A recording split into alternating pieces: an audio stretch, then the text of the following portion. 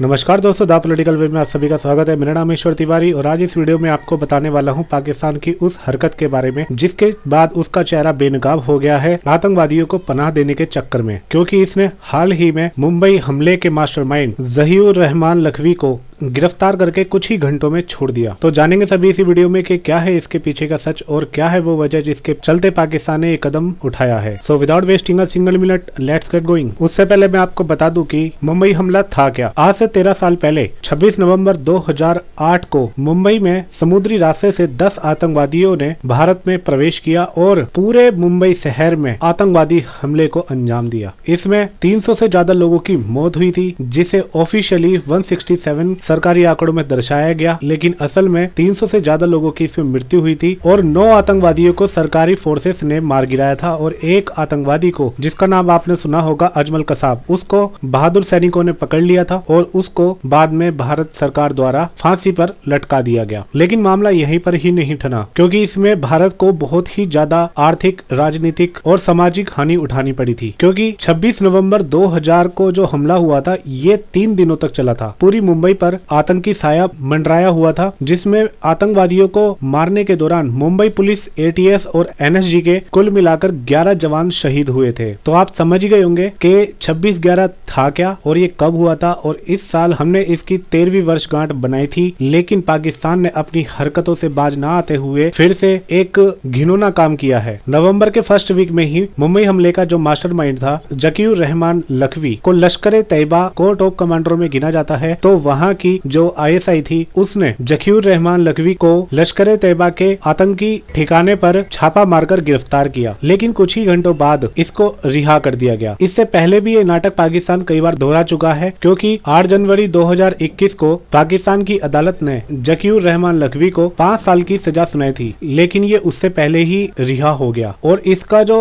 एक और मास्टरमाइंड था हाफिज सईद, उसको तो अप्रैल 2015 में ही 5 साल की इम्प्रिजनमेंट सजा के बाद ही रिहा कर दिया गया, क्योंकि पाकिस्तान मानता है कि ये जो आतंकी संगठन है ये उसके देश के फेवर में है, क्योंकि ये गुड टेररिज्म है, जो उसके हित में ही काम करते हैं, उसको कभी भी कोई नुकसान नहीं पहुंचाएंगे। लेकिन पाकिस्तान ये भूल गया था कि उसका नाटक दुनिया के सामने नहीं चलने वाला, क्योंकि ये जो कार्रवाई करी थी उसने जनवरी 2021 की, ये भी उस अंतर्राष्ट्रीय संगठन के सामने एक नाटक के तौर पर कही थी, क्योंकि United nation under the security council resolution 2008 के दौरान ज़हीउर रहमान लखवी को इंटरनेशनल टेररिस्ट घोषित कर दिया गया और उसको 2 जनवरी को टेरर फंडिंग के केस में मात्र दिखावे के लिए पाकिस्तान पंजाब की टेरर डिपार्टमेंट ने लाहौर से उसको गिरफ्तार किया था। ये भी एक केवल मात्र दिखावे के लिए ज़हीउर रहमान को गिरफ्तार किया था, क्योंकि थोड़े महीनों बाद ही उसको फिर से जेल से बाहर निकाल दिया गया था जुलाई में। लेकिन यही नाटक उसने इंडिया के एस्पेक्ट में फिर से दोहराया है एक नाटकीय तौर पर कि लश्कर तैयबा के आतंकी संगठन पर कुल 8 लोगों को गिरफ्तार किया गया, जिसमें ये देख सकते हैं आप उनके नाम, जिसमें